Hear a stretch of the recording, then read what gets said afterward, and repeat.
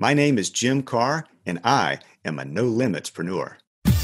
You're now locked onto another episode of the Nolimitspreneur Podcast, the show that helps you dominate in life and in business to enhance your mindset, confidence, productivity, time management, habits, and goals. And now, your host, Maher Abiad. Hey, what is up, Success Nation? It's your boy, Maher Abiad here, back with you again for another fantastic Nolimitspreneur Podcast episode. I'm really excited to have on the show today Jim Carr. Jim is a consultant, a speaker, and author, and he guides business professionals, teams, and entire organizations to stand out through better messaging, which in turn produces better customer relationships, stronger brands, and more growth opportunities. Jim has actually served on the faculty of 3 universities, and his research has been published in top peer-reviewed journals. So I'm really excited to have Jim on the show, and let's dive right into the interview right now. So thank you so much, Jim Carr, for coming on the Nolimitspreneur Podcast. I'm super excited to have you on. You've definitely done a number of great things in your career. You've definitely worked with a number of amazing businesses, and I'm really excited to have you on the show today. So thank you so much for coming on the show. Well, it's a pleasure to be here, and my path, as we can talk a bit about it. It hasn't been exactly a straight line, Maher, and I think that you probably in your own career and with your listeners and viewers, much the same way. So I feel like in many ways it's prepared me to be able to serve people in a certain way, and we can talk about that as well. Yeah, and I'm really excited to actually learn about your story, and I know you have a ton of value to give. I really want to jump into your book and your training on exactly what you do, which is managing the message. But before we get started, let's actually learn a little bit more about who Jim Carr is, and I really am excited to learn more about what you've done. You do have a very neat history and experiences. So before we get jumped into the content, why don't you share a little bit about your story of how you got started to where you are right now? Sure, and I'll condense this as much as I can, and then I think that the pieces do, at least in hindsight, tend to fit together pretty well. I grew up in a small town in the southern half of Georgia, here in the States, and my dad grew pine trees, and my mother was a shopkeeper. So I have a very small town sensibility of that. And as I went through, I figured that I was always trying to look for something a little bit bigger, something different, right? And which took me to college, took me to Duke University's MBA program, took me to a couple of years working in New York City as a junior banker, always wanting to kind of spread my wings a bit. And it's come back around, but the main 3 parts of my professional path, which have led me to this point.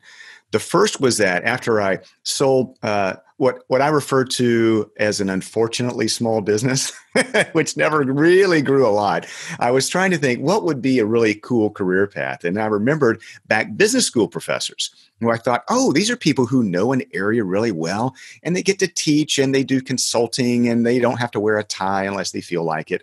All of that seemed really good to me at the time. So that my first path was as a university professor and doing writing and teaching and a little bit of consulting. The second part took me to when one of my consulting clients said, you know what, Jim, I think you need a real job. Get out of the ivory tower, get out of the classroom. He had a couple of mid-sized private businesses and was adding a third. He said, I need someone to run marketing for me. So we share that background. And that was very intriguing to me, even though I had earned tenure the year before. That's the security part wasn't as interesting to me as the challenge of taking the things that I thought I'd been learning and teaching and applying them into a real messy, corporate situation and selling our products all over the U.S. and expanding into some international markets as well.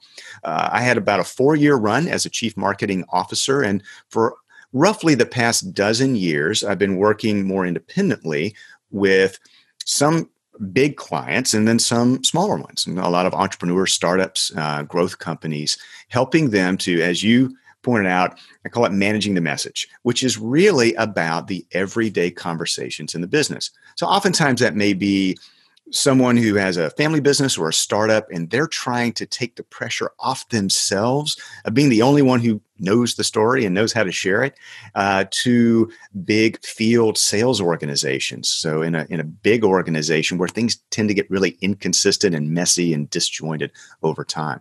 But a lot of lessons for any of us, whether we're trying to learn how to talk about our own skills and passions and value, or especially if we're trying to get other people to do that as well, who may be your friends, your current customers or clients, your colleagues, employees in the organization. But that's really where it is, to take all of this good positioning and all of this good idea and passion, but turn it into the way that real human beings talk to one another, how you can best be interesting and relevant and get other people to talk about you in a consistently positive way. I think your story is definitely very interesting because it just highlights what I always mention, which is, it's okay to change. Pivoting is natural in life, and not having that fear of being able to, try different things. Try something, and if it works, it works. If it doesn't work, it's not a bad thing. It's always a learning experience. So congratulations on sort of your career of where you definitely came from to where you are now. And you definitely highlighted a number of the important messages that you talk about in your book, which is called The Science of Customer Connections. I mean, if you can just elaborate a little bit more on sort of the reasoning or sort of the aha moment that gave you the inspiration for the book, and sort of what problems in the marketplace that you really wanted to make sure that businesses understood that, and the problems that you're trying to help solve. Of course. Here's the big existential reason, if it will. And this is beyond the point where I started this journey about 3 years ago of even thinking about a book and trying to find a publisher and all that sort of thing. But recognizing that there's a certain unfairness and frustration almost, is what I saw is that people and in organizations and teams who had so much to offer were getting stymied because they didn't know how to talk about it. We start thinking about our mission and our vision and our passion and our stuff and all of that, but it never translates very well. How often do we find ourselves, whether you're in a hallway conversation or out in your community or your neighborhood or speaking with a prospective customer or client, and you think about the things that you would have wanted to say 5 minutes after the conversation was over, or second guessing yourself about whether you really should be part of a certain conversation as well. And it just struck me that, first of all, it's not quite right. This seems like an addressable problem, right? We can figure out how to run operations. We can figure out how to price things or how to deliver and organize ourselves. You spend a lot of time just on time management, right? Why not? Can't we manage the conversation a little bit better? Not perfectly, because none of us will ever be perfect at it. But it struck me that this is something that is manageable, which is holding really good, valuable people back, and it need not do that. So then it was, well, how do we think about this, and how do we actually begin to address it? And we can talk a little bit about the specifics of it, but it's not very complicated. I think that we can conceive it in a few simple ways. And through my work with a lot of really good people and a lot of really good companies and teams, it struck me that those who do this consistently well, who use the everyday message about their business as a growth engine, tend to bring three pieces together. Again, just consistently well. So the first thing is they take all the things that they could talk about, and most of us have too many things we could talk about, but they distill that down into a message which is conversational and worth sharing, just inherently interesting. So a lot of things these days, people will talk about storytelling and other elements. That's part of it as well. So they've got a message that is interesting and worth sharing. The second thing they do is they make it a point to recruit the people who I call messengers, who may be your fan base, people who know you, they might do business with you already, they might work with you, but they're prepared to share it too if they know what to say, if they're encouraged, and if they're confident about it. And again, when people go to a great restaurant or see a movie on Netflix or whatever, they're happy to tell their friends, right? So we need to equip that for the kind of conversations that real human beings have. And the third and final part of this are management habits.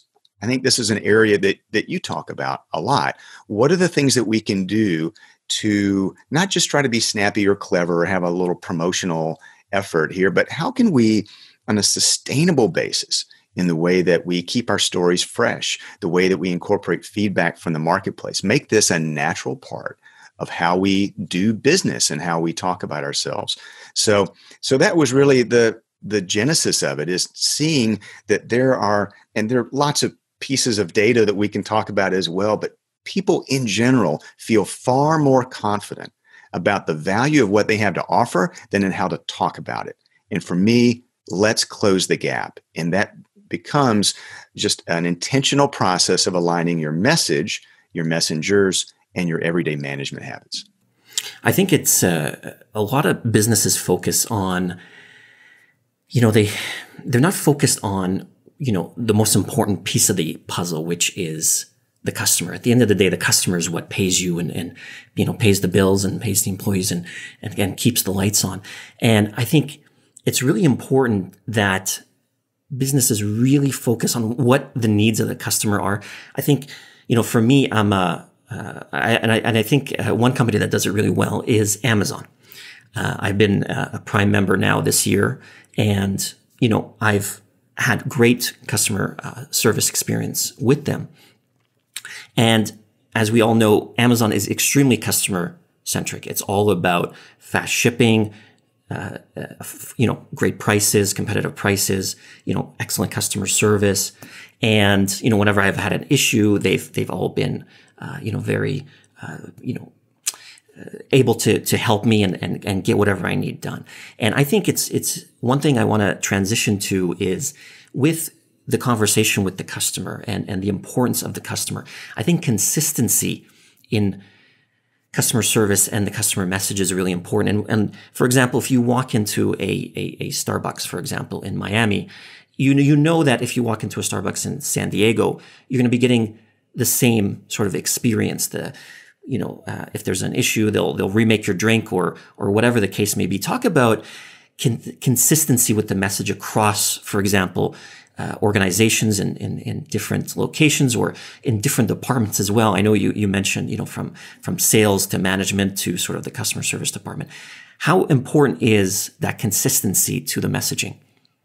Well, consistency is fundamentally important because inconsistency erodes trust. If people are hearing 5 or 10 or 15 different things about you that don't seem to fit, then they probably won't trust much of anything about you. They won't be able to put together a coherent perception of how you can help them and whether you're trustworthy. So consistency is fundamentally important. And we can think about that from conversation to conversation, online versus offline, visiting one location versus another, et cetera. And certainly the examples that you talk about of Amazon or Starbucks, they've become very good at that. Your expectations are very, very similar. You know what you're going to get. And I think a lot of the principles apply to whether it could be a solopreneur or a growing business or a single location business.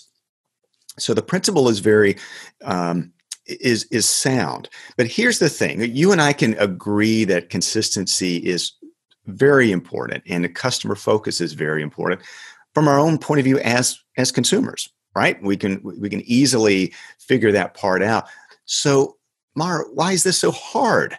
Right? And why is this difficult to do either at an individual level or especially when you get across an organizational level?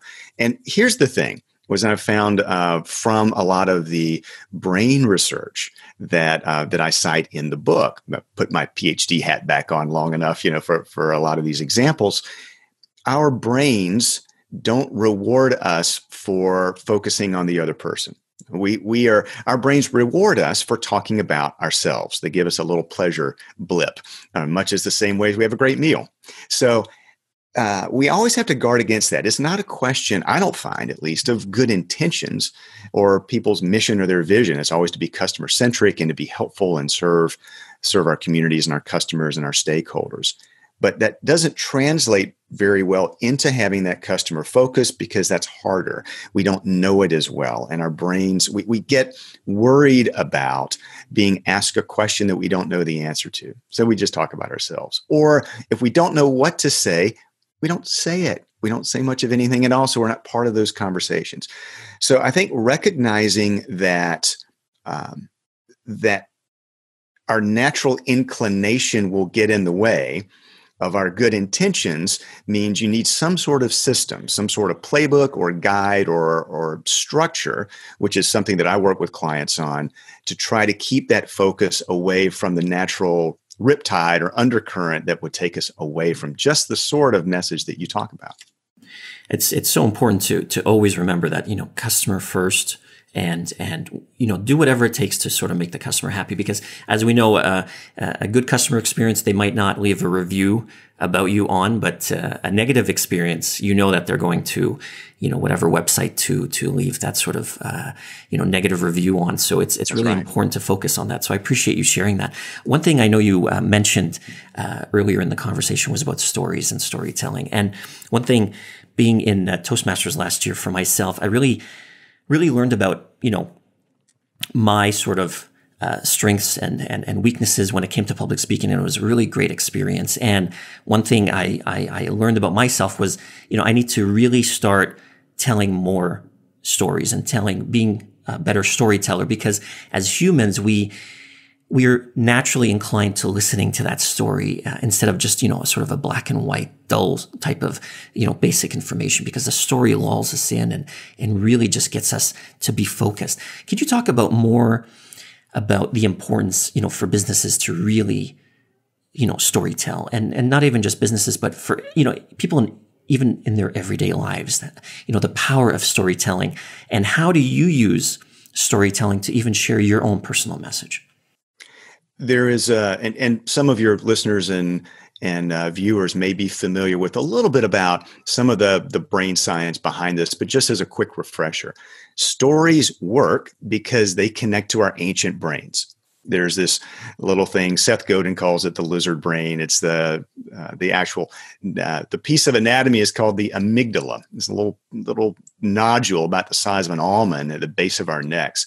And it was the first parts of our brains to develop. It's the fight or flight, very intuitive notion about getting away from fear, from things that might threaten us. And so any sort of, if you're pitching a new idea, so that anything that is presented to us goes through this filter very, very quickly. And that filter, the amygdala, does not recognize verbal information. It's only visual or audio. So think of you to the point of you presenting some new idea inside your company or a new product or solution to a potential customer. You might, this is not there's no saber-toothed tiger outside the cave here, but you're presenting some sort of change or something that is difficult to understand, doesn't fit a familiar pattern, and it's got to get through that amygdala. Stories help us to be able to make sense of all this. Easy visuals, things that people can relate to, put themselves in the story, help us get past our primal brains and then start to that initial emotion that might hold us back a little bit or bore us and come into that in a way that our logical brains can follow. So there's really good reason to incorporate good storytelling into your repertoire and how you talk about yourself and the things that you share.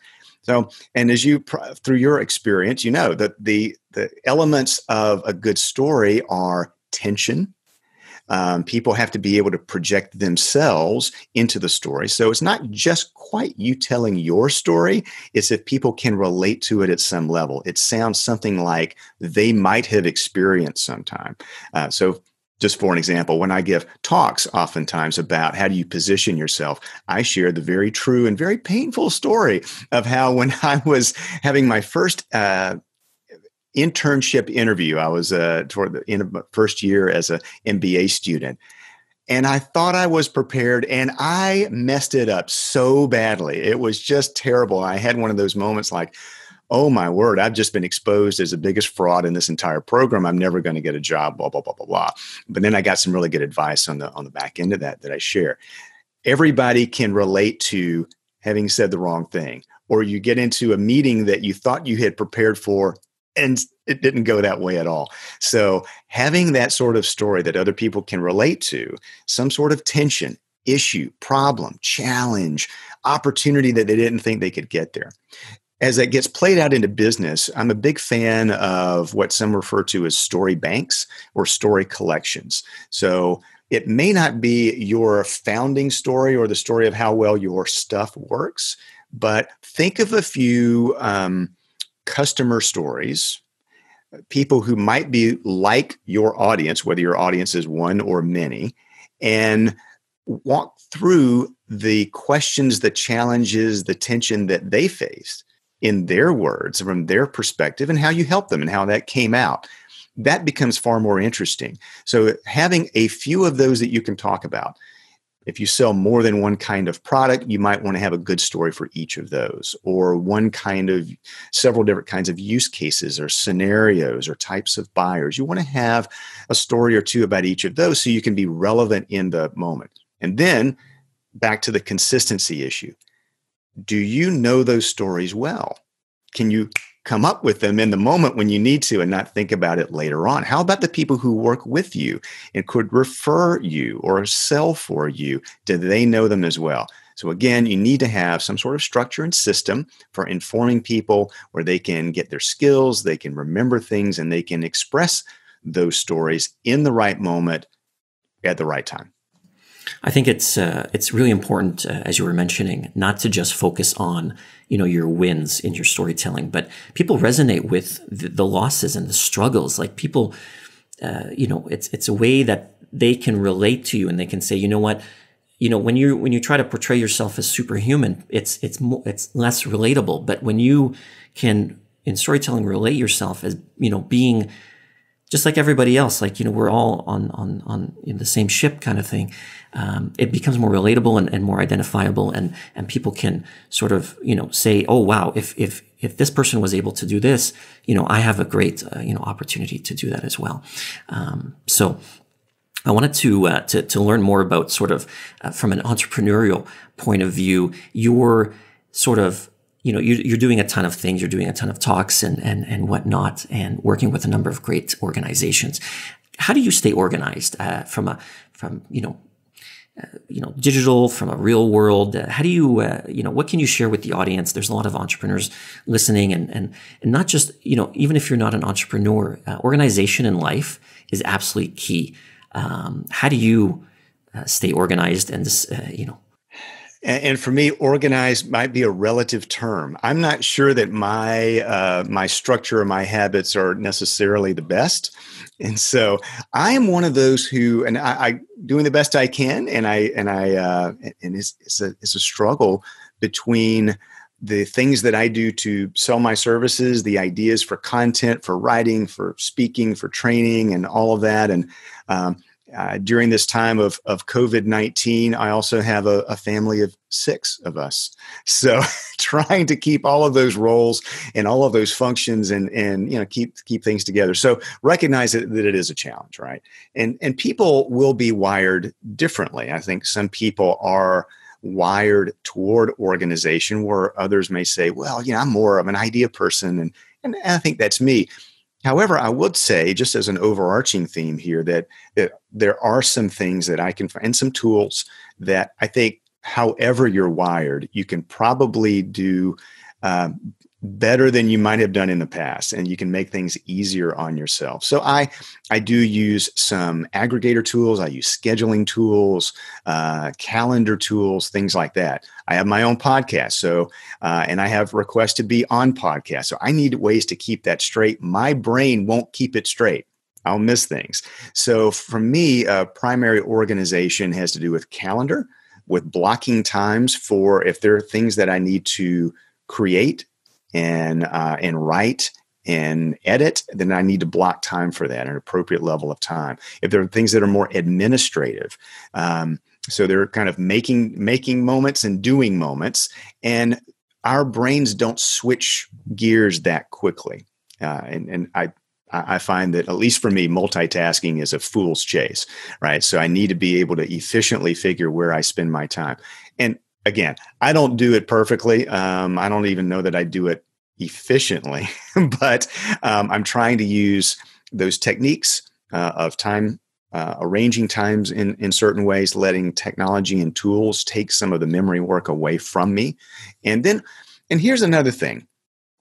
And this is not so much technology or tools, but I think having some intention and priority about where you should be spending your time. What's the highest value activities you can have?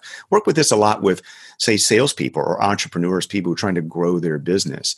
And one of the most fundamental things is to think, who is an ideal customer? Who's an ideal prospect for you? Who's an ideal client? And well, not perfect, but who, or be it a person or be it a team or organization, who's the best fit for you. You can make money with it. Your value plays out with what they do. They can help refer you. You don't burn yourself out. All those characteristics. So sometimes if you feel like you're losing your way, and I've had to have this talk with myself a few times, make sure that I'm not chasing after the wrong thing.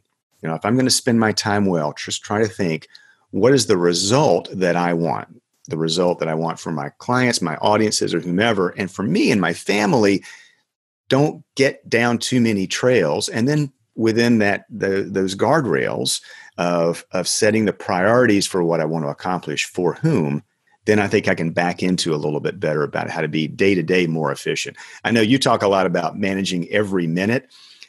That's an aspiration for me. I'm not quite there yet, but I'm trying to get closer to it.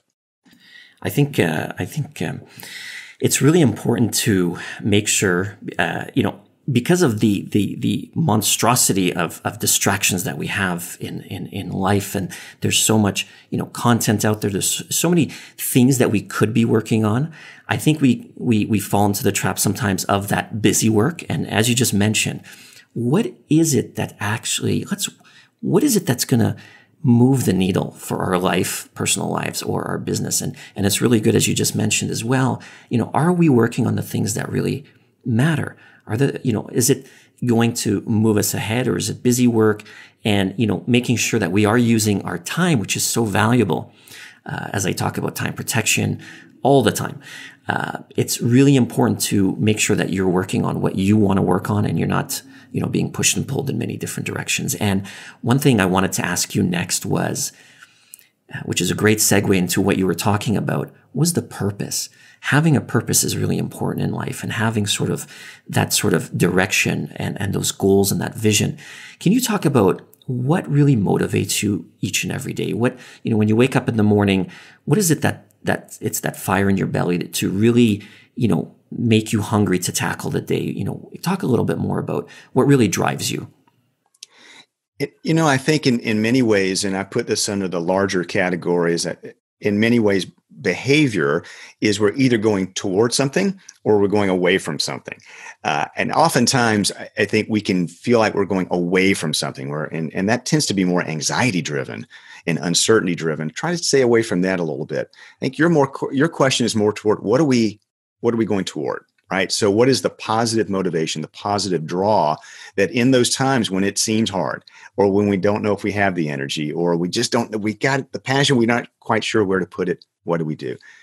For me, I try to think back to some specific moments that make me assured that I'm going in the right direction. Like the things that I do have a payoff for other people in a way that supports a growing business. So I'll think back to times where I've given a talk, or I've done a training, or I've done advisory work, or I've done something, or someone's read the book and they said, Jim, this thing, I did some of these things and it was great for my business, and it's a family business. So I know I'm helping my family, or I did these things for a not-for-profit and we're growing and we're helping other people. I did better in my career. So when you get those sorts of direct feedback from other human beings who benefited from the value that you provide, I think those are the ones. Sometimes you may even have to write it down on a piece of paper, or put it someplace, and remind yourself that this really does matter. I'll give you just a quick little little nugget that was unexpected for me. I was actually a guest on another podcast, the Marketing Book Podcast, Douglas Burdett, and I didn't know this, but he had a copy of my book. We start the interview, and he says, "By the way," and he's a motorcycle enthusiast, and he said, "I took these things. I read your book about word choice." And in some of your messages, and I've been trying to sell one motorcycle so I could get another one. And I did these things, and within the period of 3 days, I had 5 offers. Someone showed up on a weekend at my house with a certified check for my full asking price. And that was just a nice little kind of nugget that was there. I think the larger issue is, and for your listeners and viewers, when you think about the impact that you have on your customers' lives, in your family life, in your community, and the causes and passions that you support, whatever it is that your work is helping to fuel, latch onto those times when someone look you in the eye, or they've told you, or they've written you and said, "This really worked. And I did this and I got value from it." That will also, in addition to, I think, motivating you through those times, it'll also give you a clearer and clearer view of the specific value you provide. What is it that you do? How does that translate? Oftentimes, it's not our features and functions and performance and competitive differentiation, but in those human stories and examples, those nuggets that people share with us. I don't know a better answer to it than just to think through those times when you know that you've had real impact, real good positive impact for other people. Let that be the momentum and the fuel, and also a way for you to talk about with prospective customers. Here's the kind of things that I can help you do as well. I think it's really important. For me personally, I've really honed in on sort of, what am I really doing? I mean, we have this one life, and it's really important for me, especially what is my passion and really purpose. And that's why I really navigated towards personal development, as we talked before, about how we can, help each other grow. And for me, that North Star is, I always say to myself, if I look at myself in the future and I'm 75 and I look back, how do I want my life to live from, this point on, and how can I live the best life possible that I limit the amount of regrets that I have. And yes, because as you know, regrets are one of the worst things that we can have.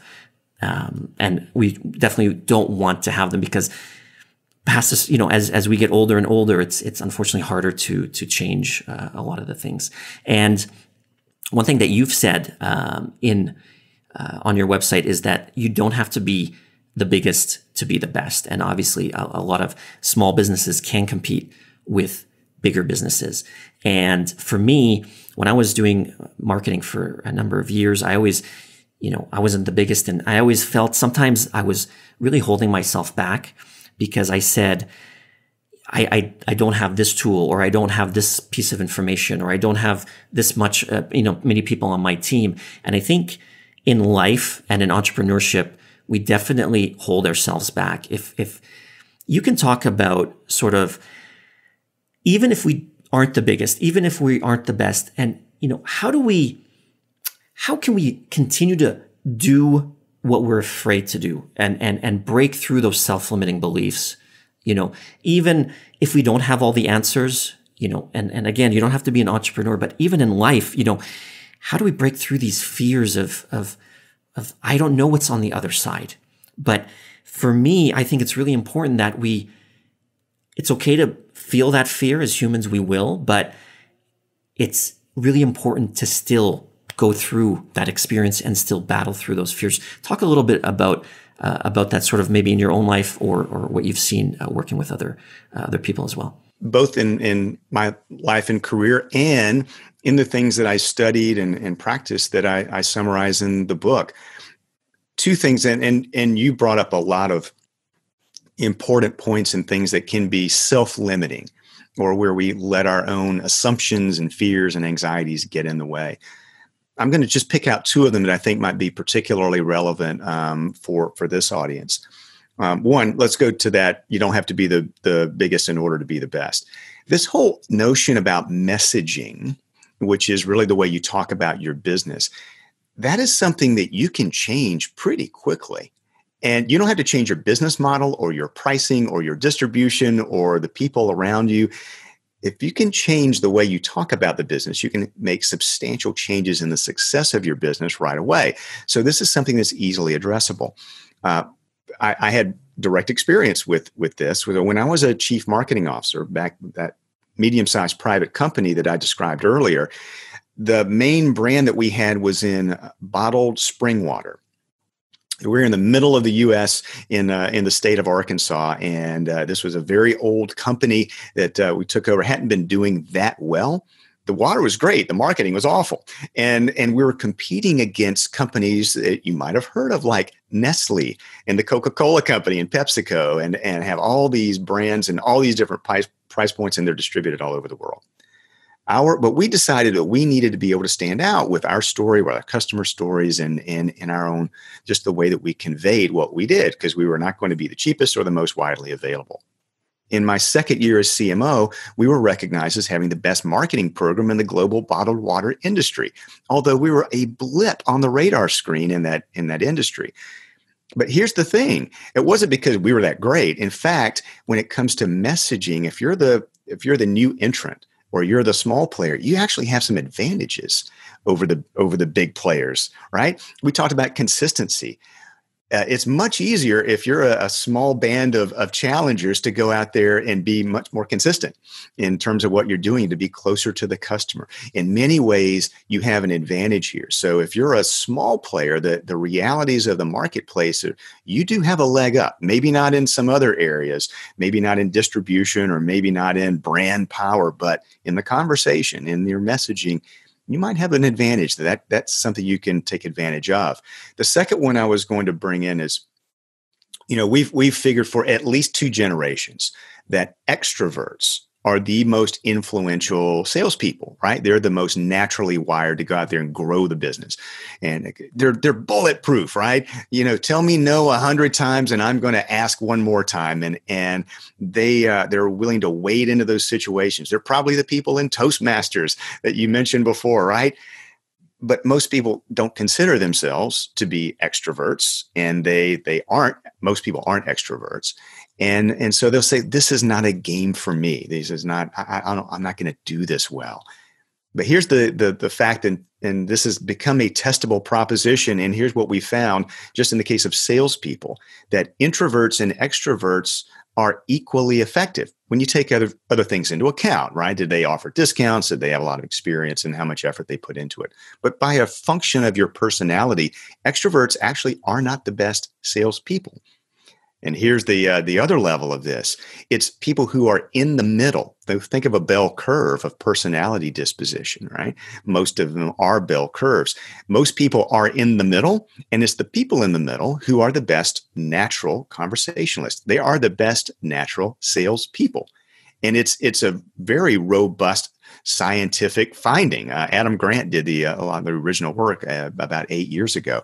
So here's the thing. And I went back to him and I said, now is the takeaway that most people are naturally wired for good conversation? He goes, yeah, actually, that's a good way of putting it. So if you have people whom you coach, or people who are listening to this, watching this, and they think, okay, look, I'm not a big player, all right? We're a startup, or we're small, and we're competing against well-entrenched other organizations. Don't let that get in your way. In fact, you have some advantages. If someone's saying, well, I'm more introverted than extroverted, or I'm not sure where I fit into all this, I'm not sure that the conversational game is one I'm well suited for. Actually, you are. Whether you're introverted or extroverted or somewhere in the middle, there's a role for you to play. And so I'd say, not only should you be in the game and you're well equipped for it, but all the people around you, so the messengers or potential messengers you have, employees, distributors, partners, friends, whomever, they're also probably wired just fine for this if you can, again, make an intentional process of it. So don't let the limiting assumptions get in the way. It's not just like a motivational speech here. There's science and experience behind it. You're probably in a very good position if you'll just take advantage of it. This is absolutely amazing value that you've been providing, Jim. Thank you so much for dropping so many amazing nuggets, and I really appreciate that. Let's wrap up with, how can people learn more about you if they want to learn more about your organization, your content, get in touch with you, and how can people reach out to you? Well, I know you know nothing about having 5-letter last names that are difficult for some people to spell or remember, but I also have one of those too, and we can add that as well. So, last name is KARRH. It's spelled KARRH. My website's jimkarr.com. That's obviously a hub for a lot of things. My book is called The Science of Customer Connections. It's available on the aforementioned Amazon, as well as pretty much anywhere that you can buy or access business books. There's also an audio version available if you prefer to listen instead of read on paper or on a Kindle. The other thing is, and on my website, I've got a sampler, and I've got a lot of free resources that are there. I have a podcast called the Manage Your Message Podcast. And the other thing is, I would just welcome connections. I tend to hang out on LinkedIn more than other social platforms. It would be disingenuous of me. It would be inauthentic of me to come on here and talk about the power of conversation and connection and say, don't talk to me. So I would welcome a connection if I may be helpful to you in what you're doing. And it would be helpful if you would maybe offer a note and just say, hey, I heard you on Maher's show, and we'll go from there. But yes, any way that I can be helpful to you in honing the message, recruiting more messengers, getting some habits, just some reminders and encouragement. I'm very happy to do this. It's really an honor to be on your podcast and dealing with people who have a lot to offer and who are actively looking for ways to get better and to serve more people for more good benefits. So I really appreciate the opportunity. Well, thank you so much, Jim Carr. Thank you again, once again, for coming on the Nolimitspreneur podcast. I really appreciate that, and I wish you definitely all the best in your future. Look forward to our next conversation. So once again, thank you so much to my guest, Jim Carr, for coming on the Nolimitspreneur podcast. I really hope you got a ton of value from today's episode. And if you don't want to miss out on more amazing content just like this and more fantastic guests that I have lined up in upcoming episodes, make sure to subscribe to the podcast right now. And if you're listening on iTunes, make sure to leave a review so others can also get the value and benefit that you got out of today's episode. Once again, my name is Maher Abiad, and you've been locked on to another fantastic episode of the Nolimitspreneur podcast. I will catch you in the next episode. You've been listening to another quality episode of the Nolimitspreneur Podcast with your host, Maher Abiad. Want to continue to master your mindset? Download the 7 self-limiting beliefs that are stealing your success away guide for free right now at NoLimitsMindset.com.